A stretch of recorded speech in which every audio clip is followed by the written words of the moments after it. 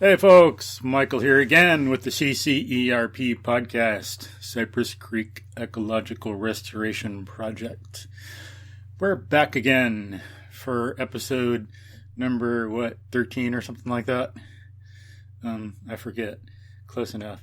But main thing is a guest. So today, we're here talking to longtime resident involved in the community and improving it, Jim Robertson. Jim, would you introduce yourself, please? Yes, this is Jim Robertson. Lived in the area about 31 years now, resident of Lakewood Forest. Cool. And what's your background in all the stuff that you do? Okay. Yes, I actually grew up in the Midwest in Ohio and went to school in Ohio and graduate school on the East Coast at Columbia. Cool. But we've lived on the East Coast, the Gulf Coast, the West Coast, and other places through the years. But I actually did my undergraduate work in geology and then graduate work in marine geology. And cool. Following that, I went to work in the oil and gas industry, and so geologist by both education and career or profession, and retired and was living here at the time I retired. But while I was working, really didn't have that much time to do much outside and around, but I was aware of some of the things in this area. And when I retired, got more interested in the immediate area, and I'd always explored, and I got the opportunity to explore more along Cypress Creek and realized that we really have a wonderful amenity right here in our backyard. Yeah. Did you do some hiking or boating or something when you were younger? When I was younger, I've always enjoyed hiking. As a geologist, I've always enjoyed the outdoors, and that's one of the things that attracted me to that profession. But in this area, I realized that we have wonderful areas along Cypress Creek that are really nice for hiking, and so I started doing more and more of that in our entire lives with my wife and family. National park visitation and hiking has been the primary outside recreation thing that we've done. I've done boating, done skiing, paddling, things like that, but always enjoyed hiking the most, really. What's the longest hike you've been on? I guess 14 miles a day is about the max that I've ever done. I've done some hikes, and I don't even remember the mileage, just many years ago, 2 or 3 nights in the Adirondacks, and also some places in the West. But when we had our children younger, we did a lot of car camping at that time, and then we do short day hikes mostly, didn't do much extended hiking with them.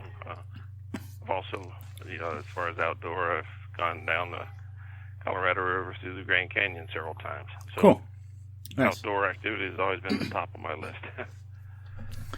Cool. What about height? Have you climbed some mountains?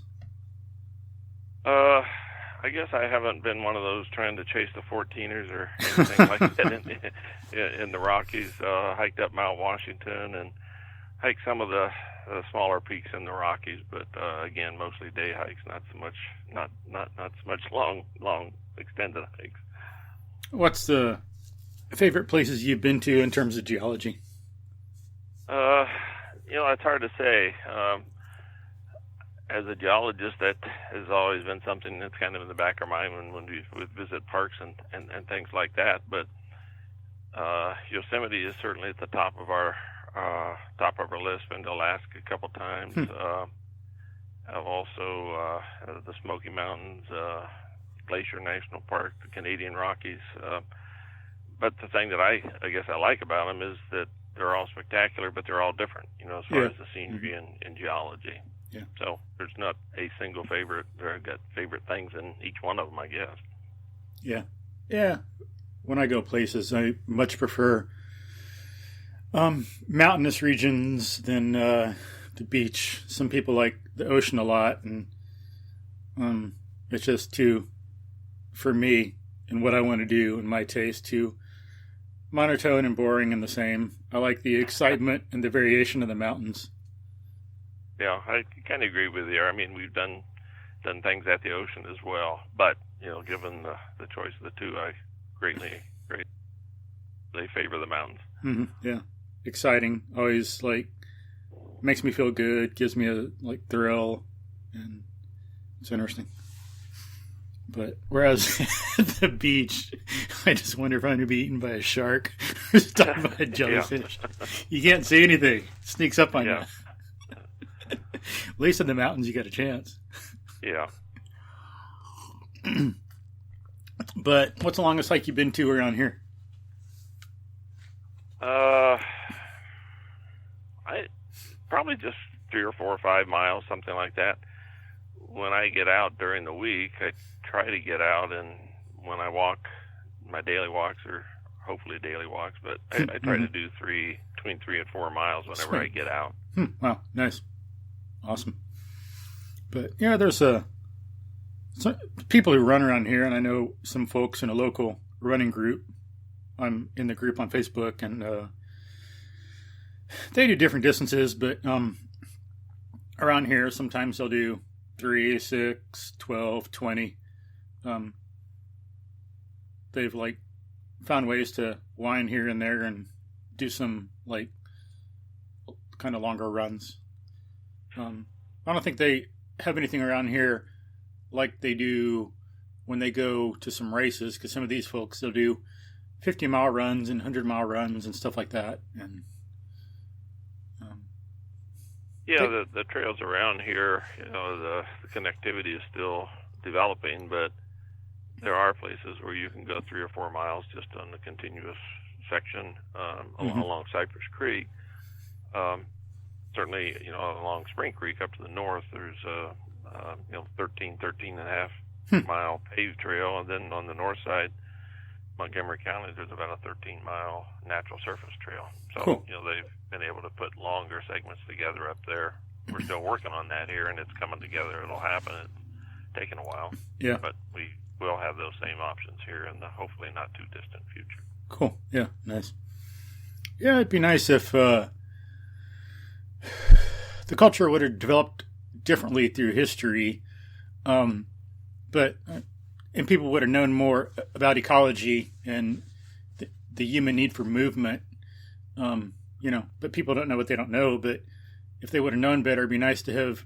We'd have more wildlife corridors, but it'd be nice to have more kind of human corridors too. Because I wish I could travel without violating someone's private property rights and just travel 10 or 20 miles one way up the creek, 10 or 20 miles the other way, have some natural forested areas to move in, but that's just not an option here, unfortunately, right now.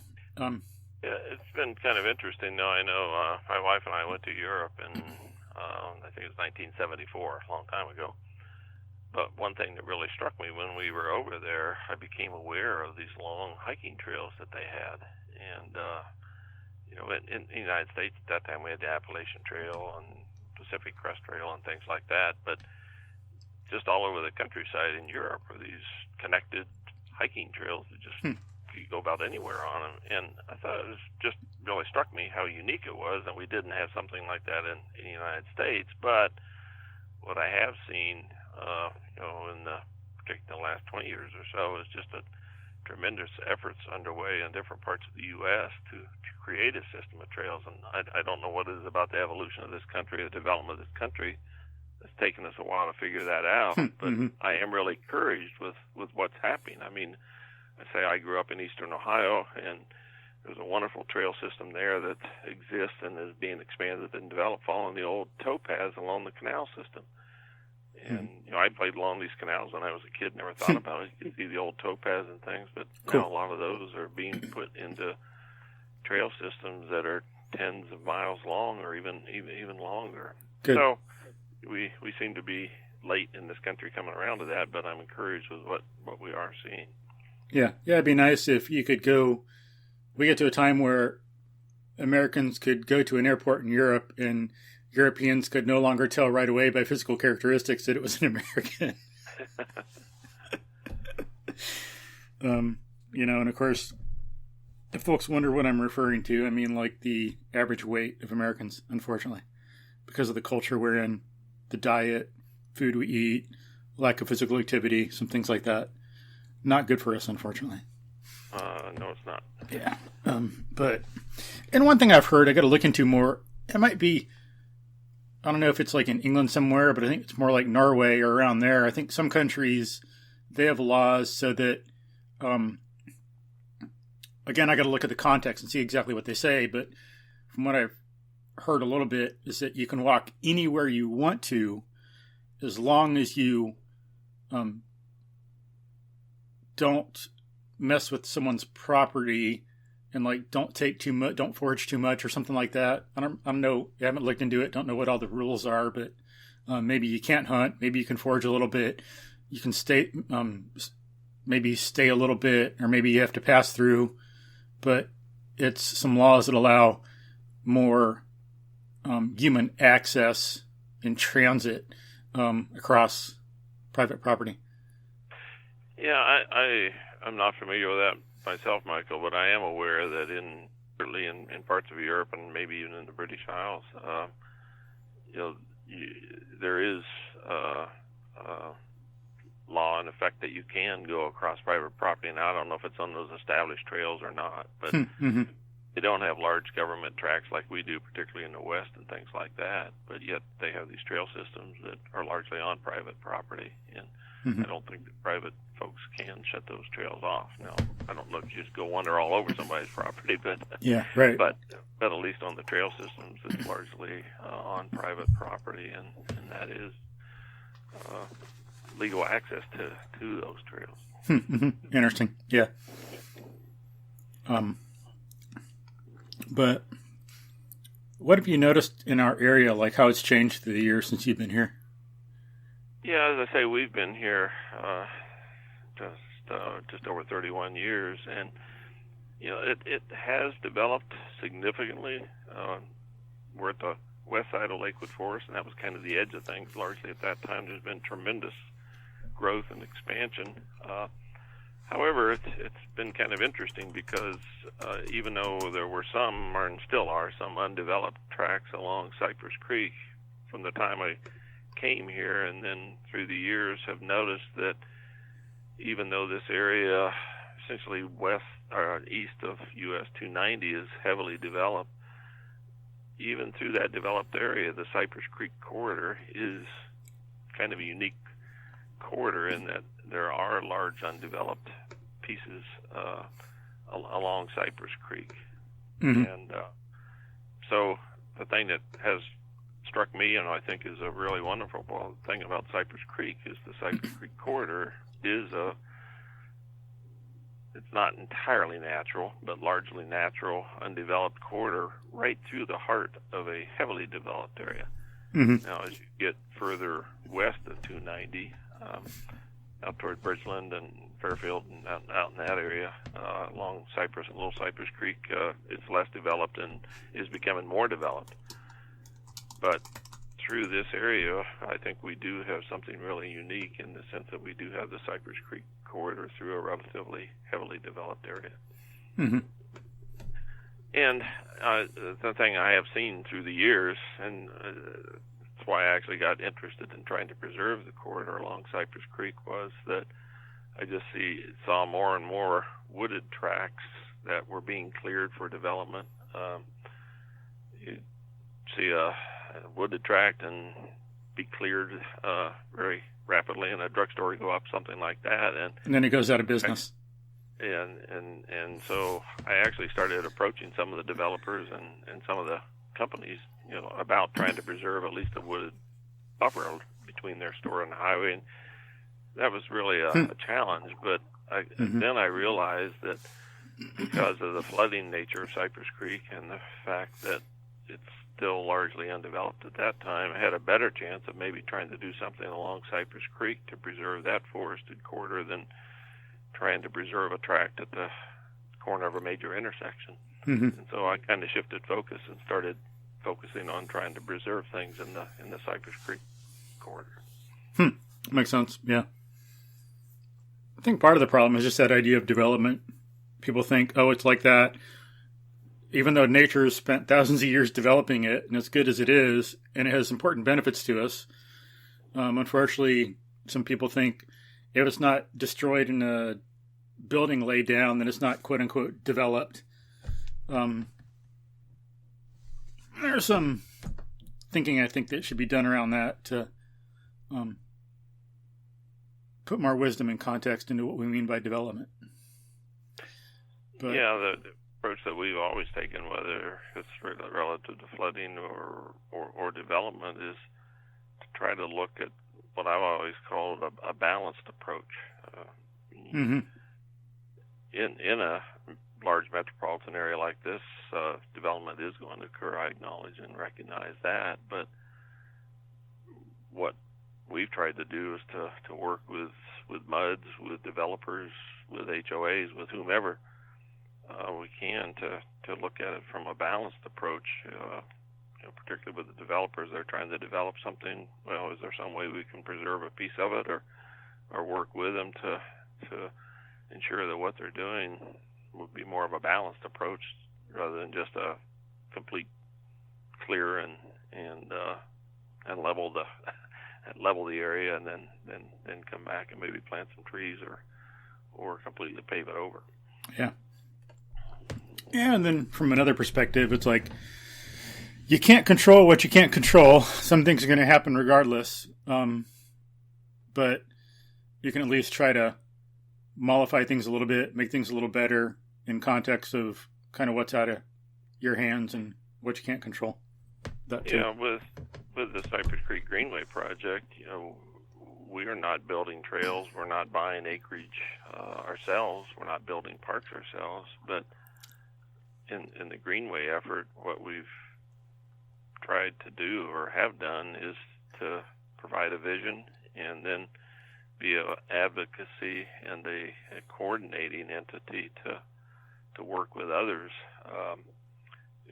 We've approached numerous developers, home builders, commercial folks, mud districts, precinct 3 and 4, parks departments, whomever, individual landowners. But we've always approached them from the standpoint of trying to make them aware of what we do have, the uniqueness of it, and hopefully they can see the benefits of working with us or working with others to preserve at least a portion of it. Mm-hmm. Yeah. But we've tried to take an approach where we try to work with them rather than I guess against them. Yeah, rather than making it all antagonistic. Yeah, we don't have the resources to take legal recourse that some folks do and others. But yeah. Overall, I think we've been fairly successful in working with folks. Have you noticed like a change through the decades in like the deer population or rabbit population or anything like that? Yeah, definitely. There's a lot fewer deer in the area. Too bad. They are still here. I know before I retired, we moved out here before Eldridge Parkway was completed to the south of Grant Road. Mm-hmm. And then when that was opened up, it was essentially a wooded corridor on both sides with the exception of Barwood down to the south, but wooded corridor on both sides all the way down to Cypress, North Houston, and then even further down south as you got down toward 1960, it was a wooded corridor there. And, it was common to see deer in the mornings when I would go to work and things along North Eldridge after it was opened up. But, they came in and subdivisions were developed, areas were cleared, and then, you would see deer hit along the road. I mean, deer carcasses along the road. And it's rare that I see deer on North Eldridge now. They're still there. I do know because I do walk in the area. I see deer signs, and then they're definitely still in the area, but not nearly as abundant as they have been in the past. Yeah. probably true for rabbits and possums and other things as well. But that's something I do see. I just, within the last couple of weeks around the holidays, I was walking one of the wooded tracks out here and saw 2 deer. And cool. So they're still in the area, but definitely not in the numbers that they were. I've actually never seen coyotes in this area, but I've heard them. So, yeah. Mm-hmm. But I don't hear them as much anymore, or haven't heard one for a long time. But with the efforts along Cypress Creek, one of the things that we've tried to do is to have a corridor preserved along the creek, not just pieces here and there. So you have that corridor where wildlife can exist and move up and down the corridor, and not just be limited to some one piece of it. Yeah. Yeah, because we need things like that. The hawks, owls, bobcat, coyote to help control the rodent population. Mice, rats, squirrels, stuff that can carry disease. Yeah. Very important ecologically for our own health. Get into that balance again. Yeah. Control Lyme disease, and of course plagues were spread by rats, not by snakes or coyotes. One thing that, for fortunate, knock on wood, that I don't see a lot of in the Cypress Creek corridor, I rarely see any evidence of feral hogs. Yeah, true, right. There are some areas further down, you go far up on the creek, you may see it, and even down in some of the large tracts further downstream, close to Spring Creek. But through most of the corridor of Cypress Creek, you don't see a lot of feral hog activity. Mm-hmm. Yeah, they're getting to be a problem. Invasive species. Yes. But so, what are you're involved in 2 projects, the Greenway Project and Cypress Creek Flood Control Coalition? Yeah, just a little background or history on that. I have always enjoyed this area. One of the reasons we located out here when we did was we liked the wooded nature area, the forested acreage, and the subdivisions were developed, with preserving trees within those areas. So we've always liked this area. And then about the time I retired, I started looking at the area, and I enjoyed walking, and having seen these areas getting cleared more and more, I thought, geez, we need to try to do something to preserve these areas. And so I got interested, and just kind of really as an individual, came up with the effort to try to preserve some of the areas. And initially I was just looking from Grantwood, right at Grant Road and Cypress Creek, up to Eldridge, because there was early effort to, many years ago, that acreage near Cypress Creek in North Eldridge was purchased actually for a future park development, but it had never been developed. But and just the idea of a connection between Grantwood, which was a buyout area at that time, they were starting to buy homes out in there, and I thought, well, maybe that could be a park sometime. And then North Eldridge, if they get a park there, and just have a connection along Cypress Creek, and realized that the Greenway could be something we could do. But then, as I got more involved with it, I realized that it doesn't have to be just that mile or so there. That we got potential all along Cypress Creek, and so I actually went and met with Dick Smith, who was president of the Cypress Creek Flood Control Coalition. I had read about their annual meeting in one of the papers, local papers, and so I went to their annual meeting and was kind of aware of what they did. But then when I sat down with Dick Smith, realized that when the Cypress Creek Flood Control Coalition was formed in 1999, they were focused on flood mitigation. They also wanted to look at preservation of the corridor along Cypress Creek. That helps with flood mitigation, but then it also provides recreational opportunities, provides habitat. And the third area they were focusing on was education and communication with the community. A voice for the community, really, in those 3 areas. But it became apparent that I was focusing right on that second thing that they were thinking about, that preservation along Cypress Creek. So I essentially started working with them and became chairman of the Cypress Creek Greenway Project, which is really a committee within the Cypress Creek Flood Control Coalition. Hmm.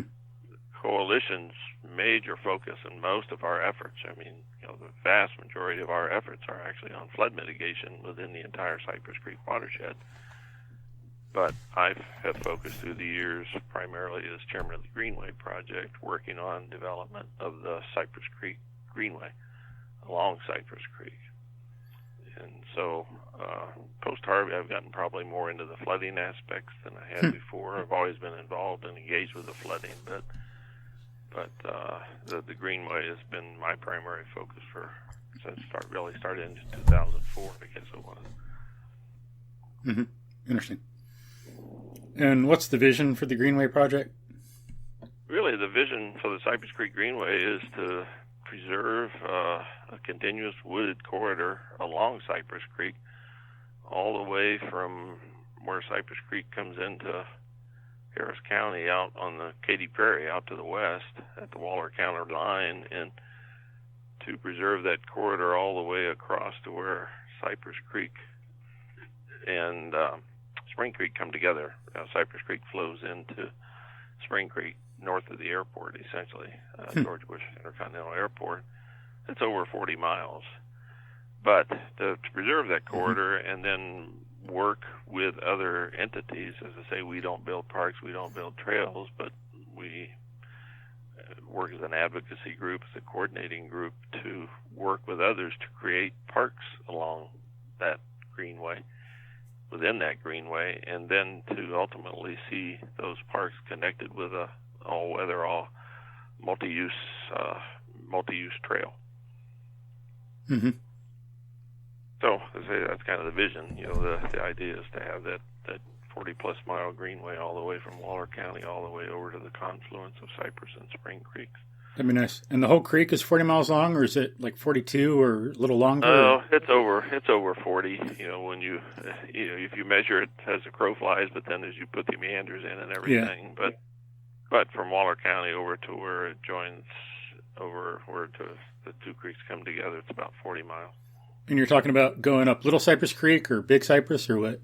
Yeah, our main focus has been on the main corridor, but we also, because of the importance in this area, we're focusing on working up Little Cypress Creek as well, up to about where the Little Cypress Creek Preserve is in that area near the intersection of Cypress Northuse or Spring Cypress and Telge Road. But there's a undeveloped park up there. Fritchie Park is an undeveloped precinct 3 or 4 park, and so that's been kind of a focus area. Eventually, we would like to see it connected further out as Little Cypress as well. But from the very beginning, it's been the entire Cypress Creek main corridor, and then a piece of Little Cypress up to about Fritchie Park. And then why is that important? Like, people could build houses there. We could, make the whole creek concrete and have this nice straight concrete channel, and people could live there, so why preserve the greenway along there? Yeah, well, the thing that has been recognized, I think, as we were talking about earlier, it's recognized locally and nationally that the green space does provide a lot of benefits. When I initially got interested in this, my main focus was on quality of life. Again, it's a personal viewpoint, but in general, if you're out in these parks and trails, you see how heavily they're used, that they are something that people value and enjoy. And let me throw in, there's a lot of scientific evidence, and it's developing more about the importance of nature to our physical and mental well-being. Yeah. But I was saying initially that was kind of quality of life, and then as I got more involved in it, I became more aware of the benefits that it helps with the flooding. That we're developing parks in areas that should really be preserved and not developed because of their proximity to the creek, their propensity for flooding. There's a clear economic benefit done. There was a study that was done along Cypress Creek several years ago, and it was actually funded through the Harris County or Houston-Galveston Area Council was the one that oversaw the study, but they documented that along Cypress Creek, you see a minimum of a 10% appreciation in home and property values if you're close to or adjacent to green space. And to be green space, it's got to stay green. It can't be green and then change it. No. Yeah. But then the value will fall. Benefits. I remember talking to one of the park people years ago, and there was a segment of trail that was completed through that park, and that prompted one of the employees to get out and start walking. And nice. That employee lost I don't know how many tens of pounds. Cool. He went off his heart medication. He went off his. He was type 2 diabetic. He got rid of that. Cool. And so, for the cost of that trail, we probably saved the county money and health benefits for that individual. Yeah, and that's one thing. If people dig into human health more, ecology, we find that a lot of health problems are not genetic, as some people think or want to think. They're based on lifestyle. So folks want to look it up. There's a newer field of science called epigenetics, relatively newer in history, not too new, like a year or something, but genetics with an EPI at the beginning. Basically studies how exercise, food, local environment, sunshine, all these other factors influence the way our genes express themselves. Because a lot of times it's not the genes as such that are a problem, but it's how they're expressed. So we need to put ourselves in a healthy habitat, ecology, then we'll be healthy. Get the same person, put them in a different habitat, ecology, and they will be unhealthy. Go ahead. Yeah, it's kind of anecdotal, but I know for myself. Well, that's what science is. Science is nothing more than systematic anecdotes, Yeah. When you get down to it, like one day I was in the lab and I did this and this, and when you get down to the basic brass tacks, it's like, it's just a matter of how you do the anecdotes. But just like this. Well, but just if I'm out walking regularly on a daily basis, as opposed to not walking for a couple of weeks or something, I just notice a difference in how I feel, my attitude. Yeah, me too. Same here. You tend to think of the physical aspects of losing weight and heart rate and weight loss or whatever, but there's also, I think, a real, at least for me personally, a mental aspect of it as well, that I can go out in a bad mood and come back in a good mood. So I think it very clearly does have a benefit. And then folks are looking at more science there too. It's interesting. I've talked to people in this area. I've met young people that have moved into this area, and I asked them. I said, why did you move to Lakewood Forest? And again, it's anecdotal, but Prestonwood, Lakewood Forest, I've run into people that said, we moved here because of the trails. Cool. These communities were developed in the 70s and 80s, and I think part of the health of a community is to have continuing young families coming in, and if we can provide amenities that make this area more attractive to them, it's very beneficial to the community. And then I've also talked to retired folks that said, well, we were actually thinking about going somewhere else, but we have time, we enjoy the trails, we've got hospitals, we've got stores close to the airport. I've got no desire to go anywhere else, so we're going to stay in the area. So I think it touches across the spectrum of people, regardless of age, that the trails and parks really do have a lot of appeal to a large segment of the population. Yeah, like a friend of mine, Matt, he used to live in the area, lived in Cypress, and he moved to a different part of town, but he knows from his own experience around town, talking to people and all that, there's nowhere else in town like Cypress Creek, the access to the trails and the woods, and it's kind of rare in any city that you find that also, any city around the U.S. Yeah, I think, when you look at Houston overall, we were involved several years ago through the Greater Houston Partnership. They have a committee called the Quality of Life Committee, and we were involved with that. And it was really through that Quality of Life Committee the concept came out about the greenways, Bayou greenways in the Houston area.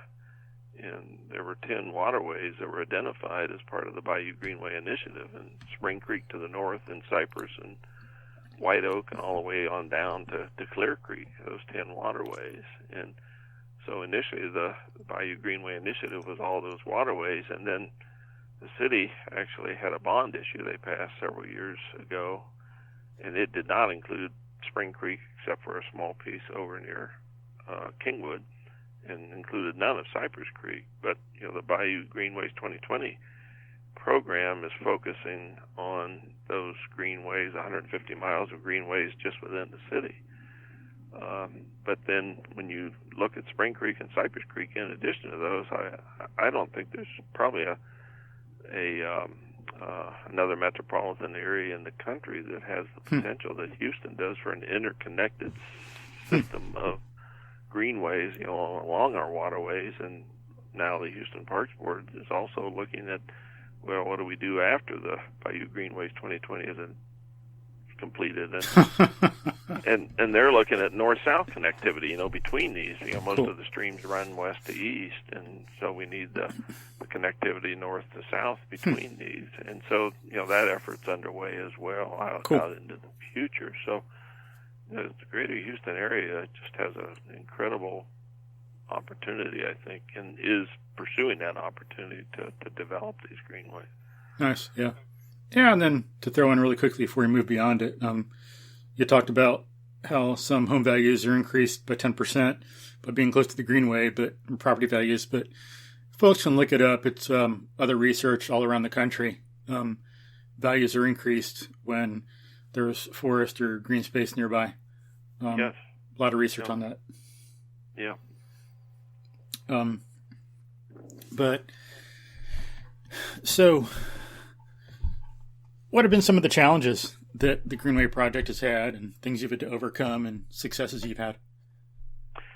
Yeah, I think the challenges have been to convince or work with some entities to convince them that greenways are beneficial and a good thing.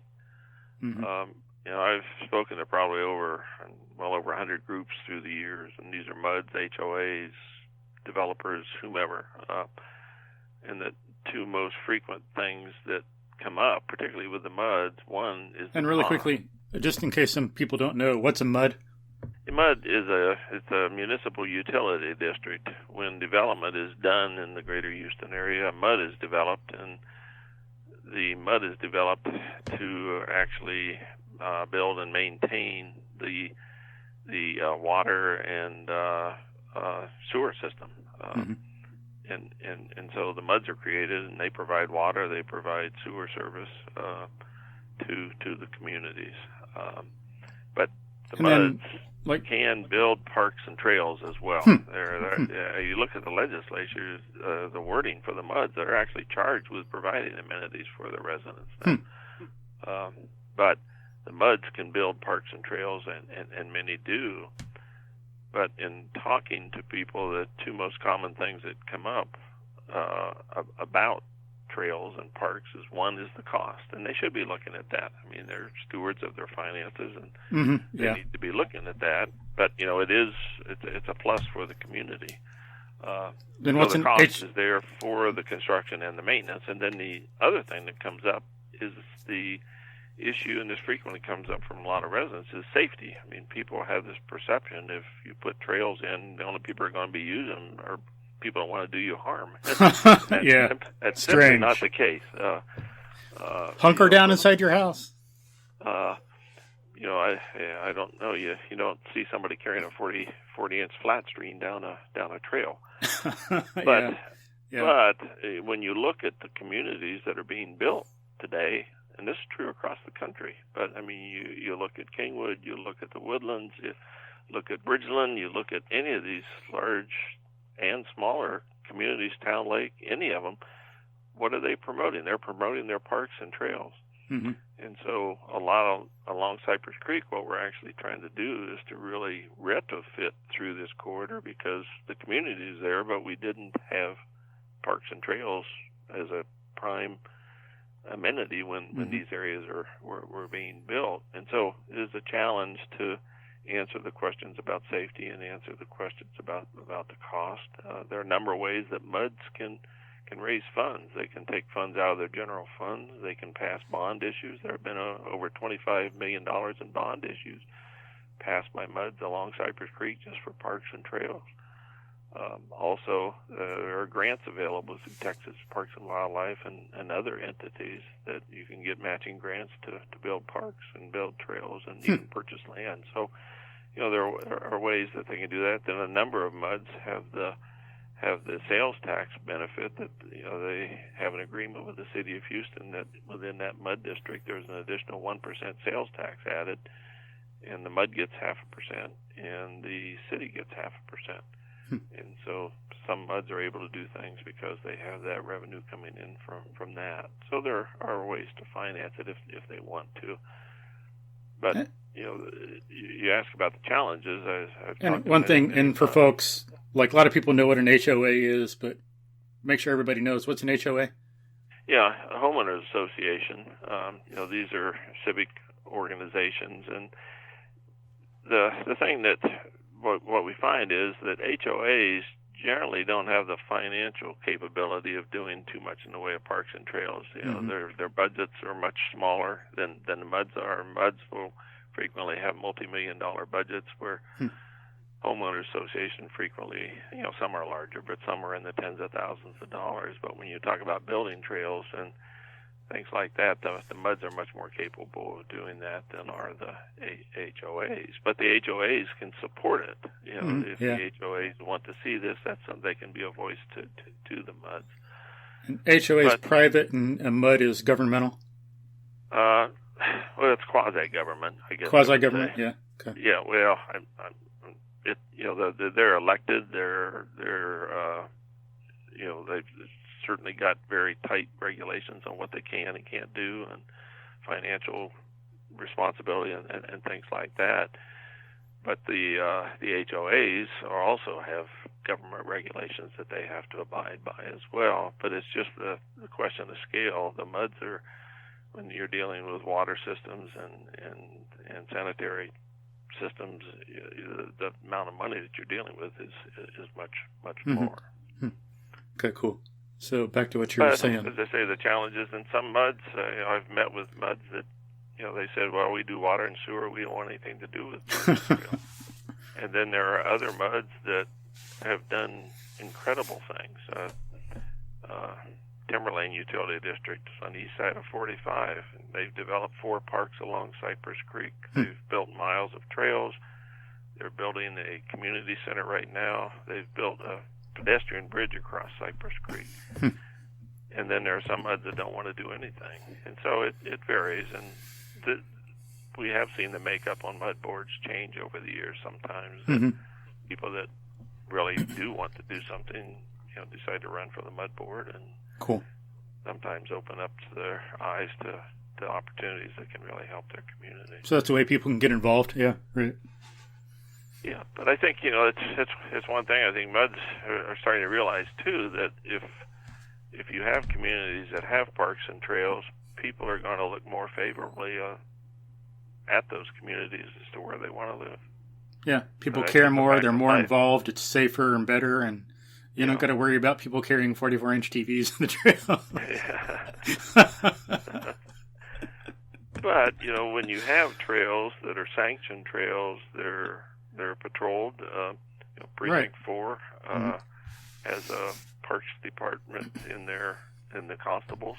There's constables or park constables, and they work with the HOAs. In some cases, the HOAs actually, or the MUDs actually, hire them to patrol areas, or in the public parks like around Meyer Park and Collins Park, Kickerilla Mission Preserve, Cypress Park, and others, the constables patrol those areas. Yeah, a lot. It's good. And then if folks are worried, like, the more people that get out and use the trails, well, the more eyes there are and the safer it's going to be. Yep. A criminal doesn't want, like, 10 people a minute walking by a certain place. No, they don't want to go where they're seen frequently. And then one place where they're not seen the most is when they're indoors. It's like when you're outdoors, you can be seen, I'd rather be outdoors than, like, you don't have a home break-in outdoors. It's like indoors. Yeah. But I think there's a good relationship between Precinct 4 constables and they patrol actually both Precinct 4, Commissioner Cagle's parks and trails, and they also patrol the parks and trails that Commissioner Raddick has. We essentially go to, Precinct 4 constables go all the way down to about 290. But the Precinct 4 commissioners, both Cagle and Raddick, have been very, very supportive of efforts to develop parks and trails along Cypress Creek. Cool. It's been, that's one change that we've seen, through the years, as money has been available. They've not only developed parks and trails, but then they've also developed programming to go along with what's available at the parks, like at Kickarilla. Right? Yeah, yeah. Go ahead. Sorry. Our Kleb's not quite on the creek, but yeah, Kleb Woods. Yeah, nice park. Yes. Cool. Then I think education's a big issue. Just knowing the importance of the outdoors, the greenery, economic benefits, importance of exercising out there instead of in a gym. We need gyms too. Gyms are good. Help you focus on certain things. But for complete human movement, more complexity, more full range of motion for our joints, everything, more connecting. You go to the gym and you can do a bicep curl and be totally mindless and tune out. But when you're outdoors, you're going to want to be more aware and alert of your environment, your surroundings. You're moving yourself. So it's a lot more fulfilling experience. Yeah. And the range of views you get, people out, walking and running as individuals, running clubs, as you mentioned earlier, individual runners, a lot of cyclists, mountain biking or off-road biking is really popular in this area, and we work closely with GORBA, Greater Houston Off-Road Biking Association, trying to coordinate our efforts and work to preserve tracks, and GORBA folks will help maintain the trails. They have trail stewards. So it's really a lot of use of the area. That one thing that has exceeded my expectations is Commissioner Cagle and Precinct 4 has the Trails as Parks program, and they put canoes on the creeks and on the lake at Kickarilla, Missouri to get people outside with that. It's really multifaceted opportunities out there to enjoy things along Cypress Creek and in the parks. Yeah. And now your Greenway Project, that's all like voluntary, kind of volunteer kind of thing, right? Yeah, as I say, our committee is a really very small effort, or a small committee, so to speak, because so much of what we do is actually try to make the connections between the appropriate parties to create trails or parks. We don't do programming. We don't really hold events or things like that. We just don't have the staffing or the time, really, to focus. Our main focus has been on trying to create the Greenway through connections with, there are over 60 MUDs that border Cypress Creek, and half a dozen developers and two different precincts, Precinct 3 and 4. So there's just a lot of entities to try to coordinate and work with to make sure the connections are being made. A lot of the entities tend to work independently from one another. And so where we can make connections, that's something that we really work hard to do, is to try to leverage off where we can see folks working together. Something that we did, for instance, in the Cypress Creek 249 area several years ago, we approached Lake Forest Utility District, which is the utility district for Lakewood Forest, and took to them the concept of creating a trail master plan for the Cypress Creek 249 area. Because we have the heart of the Cypress Creek corridor right through this area. We have 249, we have Lone Star College, the HP campus, Chasewood Technology Park, the Vintage, the YMCA, just a lot right down in that area, right at 249 and Cypress Creek. But the idea was to build upon the kind of various pieces that had been done. There are all these little trail pieces that are it's about a 13 or 14 square mile area there that are all independent and not connected. And so we pulled together several entities and got funding together to hire a landscape architect to do a master plan for that area. And it does show the potential that there is for the connectivity, not only at that nucleus, but along the creek and then out into the surrounding community. And so we're encouraged with what we're seeing happening as a result of that master plan. I think that's made a lot of folks realize just the potential that we have in the area. And so various pieces of that master plan have come to fruition and continue to come to fruition. So, and that's available for people to look at on your website? Yeah, if you go to the ccfcc.org website, the master plan is right there. There's a link to the master plan right on the opening page of the website. Yeah, cool. I'll put that in the show notes so people can check it out. Yeah, no, and it was a real challenge to get these entities to come together to do the master plan. I'm not aware of any other efforts like that in the Houston area to do something like that. Cool. But thanks. It's worked out really well. And I might mention along Cypress Creek, we essentially started our efforts in 2004. But since 2004, there have been 26 parks. A couple of them are still under construction, but either completed or under construction that will connect or are connected or will connect to the Cypress Creek Greenway. And that's, you think, directly or indirectly through your influence? Some of those are. We don't by any way claim that we caused all of them. Yeah. But there are. We're in control. There are some that we did cause to happen, and then also, though, I think the thing it shows, the fact that people are building these parks and trails within the corridor shows that, even though we may not have encouraged it or got them started on it, they realize the benefit to it. And so, 26 parks in 15 years is not too bad. So. Connectivity thing's important. Looking at things in isolation is not good for anything. Health, exercise, diet, lifestyle, Yeah, no, you're absolutely right there. And one of the things that we saw, though, is,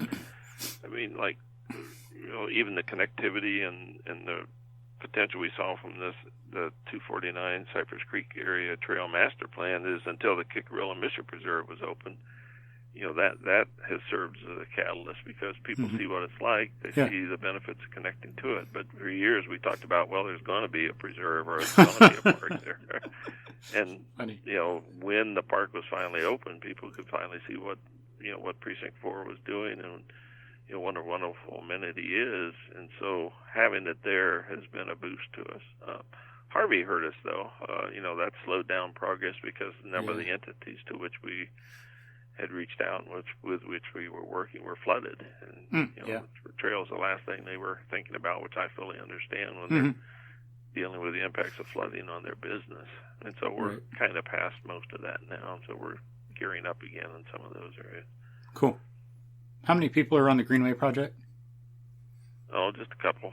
As far as our efforts on the coalition, I'm the primary one. But then, when you start thinking about the folks that in Precinct 3 that are doing things, and the Precinct 4 are doing things independently, and and then the MUDs and everything, there's lots and lots of folks that are working on it. But at least as far as our advocacy coordinating visioning group, it's a very small effort. staffing wise. So if some folks are interested, and they could really make a contribution and not just get in the way, they'd be good if they contact you. Yeah, no, I'm glad to talk to anybody. As I say, a lot of what I do is to make connections and talk to various organizations about what's happening and what the vision is and what is underway. But one of the things that I think, people say, well, what can I do? Well, depending on where you live, if you're connected or not connected, that makes a difference. If you are connected and your mud is involved with the Greenway, I really encourage people to let their mud know that they appreciate it. Yeah, if good they're point. not involved and not connected, on the other hand, they say, well, I'd encourage you to go to your mud and ask why we're not looking at this, or why aren't you considering this? And, people can be a local advocate for it. And, I come in from the outside and say, I'm here and I want you to spend a bunch of money, and I don't live here. But when mud boards hear from their constituents that they have interest in things like this, that does make a difference. Yeah, we got enough. Same with Commissioners Raddick and Cagle. It's incredible what they're doing. Commissioner Raddick has built 4 parks along Cypress Creek. Cypress Park, East Shadow Lake Park, and there's a park right across from Maxwell Park, right across from Cypress Park, and then he's building Grantwood right at Cypress Creek and Grant Road. And then Commissioner Cagle, Kickrilla Mission Preserve, and has built trails along Cypress Creek, has acquired tracks. So both commissioners are doing a tremendous amount of work with Cypress Creek Greenway, which will eventually be, as that eventually gets connected. But, just letting the commissioners know that you appreciate what they're doing is important. I think people tend to complain to their MUDs or complain to the commissioners when things aren't going well. But if they're doing things you like, I encourage people to let them know that you do appreciate it and support it. Yeah. Yeah, and then through human history, we got enough social pressure to do bad things. We need to, social pressure is just a part of being human, but we need to get that social pressure and apply it to doing some good. And then, as you say, showing gratitude is important. Just like on old places long ago, or if you go to country roads, it's different than the city. It's kind of nice. Like you drive down some road and you go by someone you don't even know in their car, or someone on the front porch, and what do people do? They wave to each other. So just kind of do that same thing in principle. Emphasize the good, reward it, show some gratitude, say thanks, and encourage more that stuff to go on. Yeah. What about the Flood Control Coalition? How many people are on that? Is that bigger? Yeah, we've got a board of I think currently we've got 8 on our board right now. Got a couple empty slots. And that's voluntary, kind of private, or is that government? No, governmental?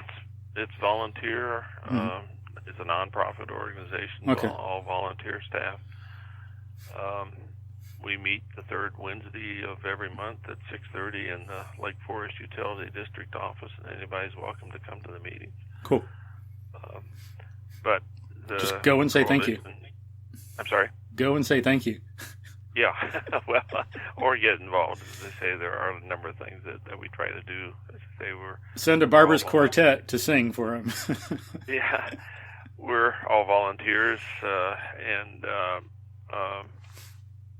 to get people involved in the flooding. It's as I say, the coalition started in '99. I got involved with it in 2004, but folks work incredibly hard to try to mitigate flooding issues in Cypress Creek, and I think have been a very good, very effective voice for the community on the flooding things. And as I say, the Greenway is just a small part of what we do in the coalition, but we work closely with Harris County Flood Control, work with MUDs, work with the U.S. Army Corps of Engineers, and we kind of work. I don't want to say behind the scenes necessarily, but working with these entities to try to cause what we think are the right things to happen. We hire consultants to do engineering studies and then share those results with the appropriate bodies to support or point out where we think there may be gaps.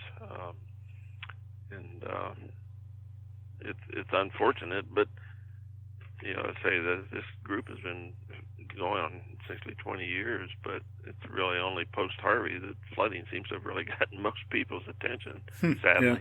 Yeah. It took Harvey to do that. There was more interest after tax day, but Harvey was really the thing that got a lot more people interested in addressing the flooding issues, but that's something we've been advocating for many years. Have you noticed, do you remember in your own experience through the decades how, or talking to other people who've lived here longer, how flooding has changed? Is there always been some flooding every few years or 5 or 10 years, kind of same amount? Before Harvey, there were, a number of episodes of flooding. Not as much as Harvey, but still some flooding in the area. But has it been something that's always occurred through the decades? Yeah, well, I think there's certainly strong evidence and just an observation that the flooding events seem to be more frequent and stronger than what they have been in the past. But I think you also need to recognize we've got 40 or 50 years of good history out in this area. Well, maybe more than that to some degree, but it's really just in the last 30, 40 years this area has really started to develop. But the flooding's always occurred out here in the past. But it does seem to be worse. I think probably at least in part because of increased rainfall. Development like these had, an effect on it as well. But when we've had the tax day event and Memorial Day and Harvey and all these other ones, and 94 and 98 were really bad ones, but there were several other ones in there between. It's no doubt probably worse than it used to be. But then the other thing is we've pushed in close to the creek where I don't think we really should have. Agreed. I see development occurring today, unfortunately, in areas I don't think should be occurring. Yeah, right. It's just going to flood. It's just going to be like, what's the point? What are you thinking? What are you thinking? And even if the areas are built and they say, well, we've elevated high enough, it's not going to flood. But then, okay, but you're not going to be able to get in or out of your subdivision or your complex because the roads are going to be underwater because Cypress Creek floods. Right. And that's not regulated, unfortunately. But the folks that are doing that know that the residents are going to be stranded or trapped outside their development for a while when the local roads go underwater. Yeah, so they're not going to live there. Other people will. So who cares? Yeah. No, it's unfortunate that some of these areas, which they can be developed legally, but they just shouldn't be. Not smart ecologically, not smart for the emergency situation. Yeah, and then you end up putting other people at risk. Right. You had several hundred residents stranded in an apartment complex, and my gosh, if it caught on fire or something like that, or health issues or things like that, then you put responders at risk to try to expect them to go in and help the folks that are stranded. So it's really unfortunate. Yeah, and it kind of takes advantage of some people's benevolence, because if you're stranded, no one's going to say, well, we're not going to help you. Of course, people are going to want to help you because that's what people do. Yeah. Yeah. So, yeah. And then, it'd be nice if there was more land around there to really nature to soak it up, absorb it. Or maybe if we get more advanced too, something they could do to kind of simulate the land would be to have some of that permeable concrete that I think some people have invented, have more stuff that soaks up the moisture as the land naturally does, instead of shedding it off and causing more drainage and hence more flooding. Well, runoff, there's low impact development methods, and they're being used more and more widely in the area. But I also see developments that are occurring out here. They're not, that's not even on the radar. So again, you kind of see the whole spectrum on that.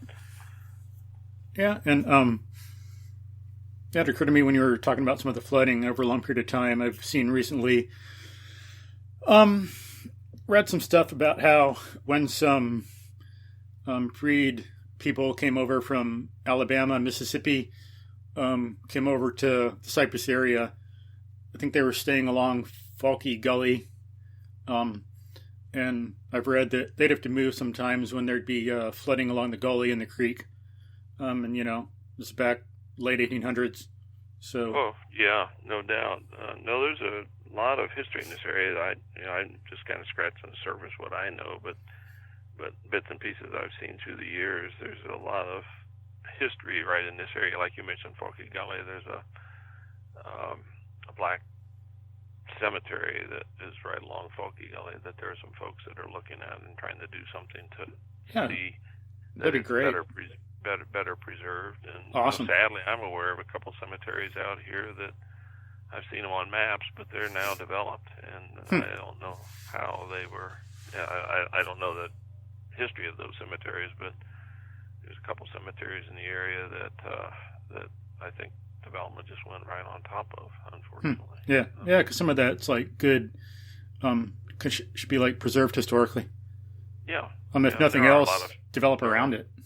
Yeah, but there are a number of family cemeteries out in this area around us where we live here now. There's one near Longwood and one off Kluge Road, and these are old family cemeteries that are still in existence, and they fortunately have been preserved. Mm-hmm. But there are other ones that have been lost, sadly. Mm-hmm. Yeah. But yeah, a lot of interesting information that's available on the internet if you go look for it. And I posted some of that on the Cypress Creek Ecological Restoration Project, CCERP Facebook page. Some of that. I'd like to have some folks on in the future to talk to them about that information, learn more about the history of the area. Yeah. But have that in future podcasts. But cool. But and I think with Harvey, that's such an unusual situation. Yeah, it is. It's it would have been bad flooding with development or not. It's like so much rain. It's like, geez. Yeah. Harvey is just off the charts. But, tax day flood is something that, something on that order of magnitude. When you think about dealing with flooding, you need to think about more events like that than Harvey. I really think. But it's, I know people don't realize how fast Cypress Creek can change either, because I actually went to one of the flood events. I can't even remember which it was, but I went back to the hydrologic data, which is online, and essentially a minute by minute history of what the water levels are in tabular form. And there's one place on Grant Road at Cypress Creek. The creek went up 13 feet in just over an hour. Wow, interesting. And through Bayou Preservation Association, we've worked with them. We're working to develop a paddling trail on Cypress Creek, and I see people out on the creek in its flood stage, and that's terrible. I mean, that's really not a smart thing to do at all when it's out there at that flood stage. To be out there on a kayak or even a wave runner. I've seen people out on Cypress Creek in wave runners. Why would you not recommend that? What are some of the dangers? Just the hazards with the high water, and you get higher velocity flow, and that's when you flip over, you get trapped underwater, and you can't get out. Generally, in flood stage is a bad time to be on the water. Mainly because of the snags and hazards, and that's an easy time to drown. Stuff that snags that you really can't see. Yeah, you get or you get tangled up in a snag, and then it sucks you underwater, and even if you're wearing a life preserver, you can't get out. Or then also the water gets up close to the bridges, and you get swept under a bridge. Oh yeah, wow. Yeah, actually can be pretty strong. It's like, I know I had a situation like that when I was younger on a river in Colorado or something, where on a river, and we're going down in some boat, like some family, my brother, my dad, I, two guides, and hey, way up ahead, look, there's a tree in the river. Okay, let's start paddling. Hey, it's getting closer, paddle faster. Hey, it's getting closer. And all of a sudden, literally, bam, we hit the tree. Raft flips, everything comes out. We're hanging onto the tree for dear life, Yeah. It can go from like, it's okay, work to disaster in like before you know it. Yeah. Well, Cypress Creek at its normal levels is a nice paddle, and if it's up a few inches, that can help you through some of the shallower areas. But it's a beautiful stretch of creek to paddle. But oh yeah, you don't want to be out there if there's a threat of high water, or be on it when the water's up. It's not worth it. It's just too risky. Yeah, and then if the water's high, I guess it's a little more okay, a little cleaner. But in some flood situations, then you have really more pollution in the water. Better to avoid it. Whoops. I don't know if you can hear me or there, not. okay, yeah, we're back. That didn't last too long. Good. Okay. But, you said water is higher, it's cleaner. Well, actually,